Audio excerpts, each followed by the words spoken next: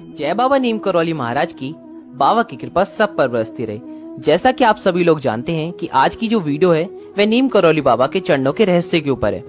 इससे जुड़ी जानकारी मैं आप सभी को देना चाहूंगा कि नीम करौली बाबा किसी भी भक्त से अपने पैर नहीं छुड़वाते थे। जब भी कोई भक्त बाबा के चरण स्पर्श करने की कोशिश किया करता था, बाबा हनुमान जी के चरण स्पर्श करने के लिए कह दिया करते थे। लेकिन एक व्यक्ति के संग बाबा ने कुछ ऐसा करा कि अपने चरण जानबूझकर उसके सिर पर लगाए और अपने कंबल उसके सिर पर छुलाया, जिनका नाम भगवान सिंह जी है, जो कि हनुमान सेतु मंदिर लखनऊ के पुजारी हैं।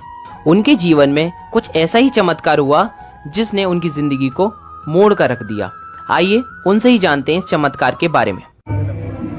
हमारे शहर से रानीखेत से ये 15 जून में बहुत से लोग आते जाते थे वहाँ, तो उन्हीं के द्वारा सुनकर के हमको भी एक दफे कुछ स्कूल के बच्चों के साथ हम भी चले गए। एक दफे बाबा जी हमसे बोले तुम इधर आओ, यूँ किया, उन्होंने इशारा किया।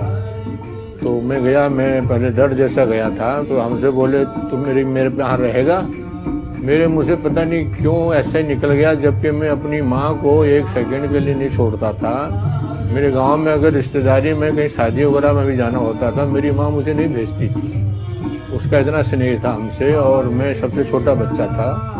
और पता नहीं उस दिन क्या जो हुआ, मैंने कह दिया हाँ मैं रहूंगा। क्या हुआ थी? उसमें यही रहूंगी, 12-13 साल की होगी। दिमाग में पता नहीं क्या हुआ, हम वहां से उनके साथ चले गए। फिर हम सवेरे करीब सूर्योदय नहीं हुआ था, हम वृंदावन पहुंच गए।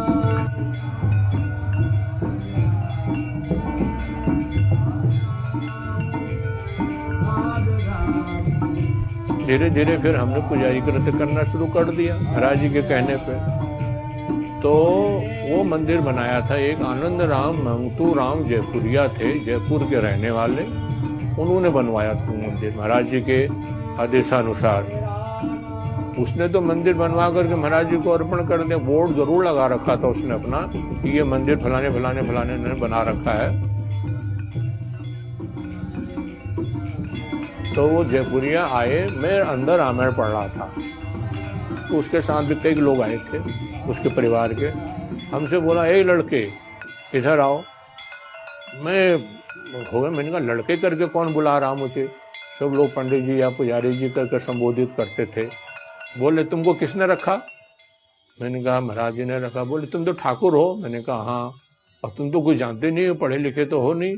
अब मैंने कहा जो हूँ सो हूँ, मैं ज़्यादा नहीं बोल पाऊंगा, नहीं आपको उत्तर दे पाऊंगा। मुझे महाराज जी ने रखा है बस, और मैं कुछ नहीं जानता हूँ।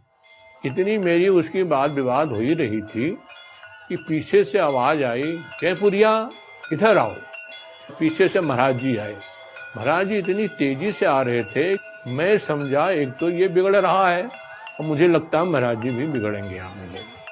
तब तक महाराज जी के साथ साथ इतनी गाड़ियां आ गई कि वो भी सब भर भर भर भर भर भर करके महाराज जी का पहले कमरा जो बना था, बड़ी तस्वीर लगी है वहाँ तख्त पे, तो कमरे में जब महाराज जी गए और गुस्से में थे, जब तक मुझे बुलवाया, अब मैं और डर गया। मैं वहां जब गया, मैंने देखा तो पूरा कमरा भर गया। हमसे बोले इधर आओ। महाराज जी बोले, मैं नीचे बैठा। हाँ जयपुरिया क्या पूछ रहे थे इससे? मैंने कहा महाराज मैं यही पूछ रहा था, मैंने इतना बढ़िया मंदिर बनाया और यहाँ कोई विद्वान पंडित होता पुजारी, और इससे मैंने पूछा ये तो ठाकुर है सुना है और पढ़ा लिखा भी नहीं है। अरे तुम क्या जानो, ये बहुत पढ़ा लिखा हुआ है। अरे तुम क्या जानो, तो इसके पास डिग्री नहीं है। बस डिग्री कौन सी? मीराबाई के पास क्या डिग्री थी, कबीरदास जी के पास क्या डिग्री थी, तुलसीदास जी के पास। एक सांस में उन्होंने कई साधु संतों के नाम ले लिए।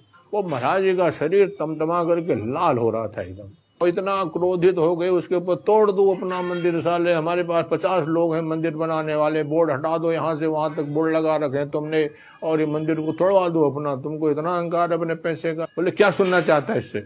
बहुत बड़ा विद्वान है ये, तुम नहीं जानते इसको। तो वो भी अहंकार में चूर था। उसने कहा महाराज जी गीता सुना देंगे। हाँ गीता सुना देगा, कौन सा अध्याय सुनना चाहता है? ने कहा 11वां अध्याय सुना देगा ये। तो मैं, महाराज यहाँ बैठे थे, मैं नीचे बैठा था। तो मेरा तो जब जब वो बात हो, मेरे उसी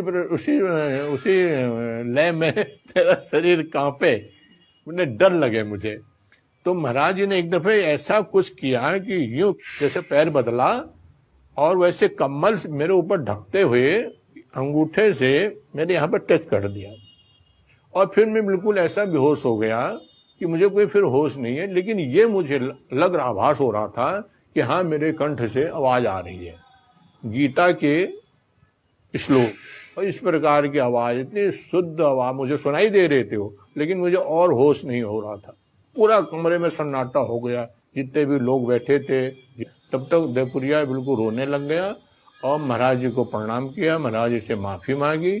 उन्होंने कहा, महाराज जी ने कहा कि इनसे माफी मांगो, इसका तुमने अपमान किया है, इनसे माफी मांगो। तो इतना बड़ा आदमी वो शेठ आनंद राम मंगतू राम जयपुरिया करके उनके आगे लगता था, उसने हमारे पैरों पे सर रखा।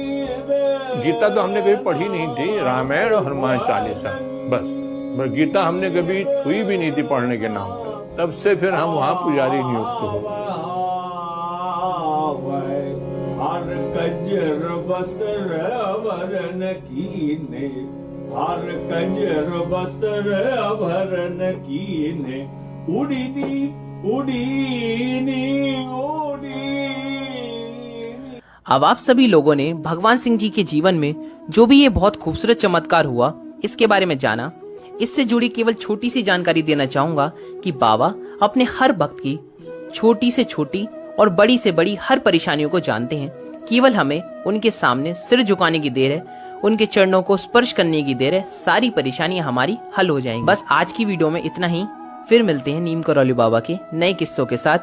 जय बाबा नीम करौली महाराज की जय। मधुराधिपते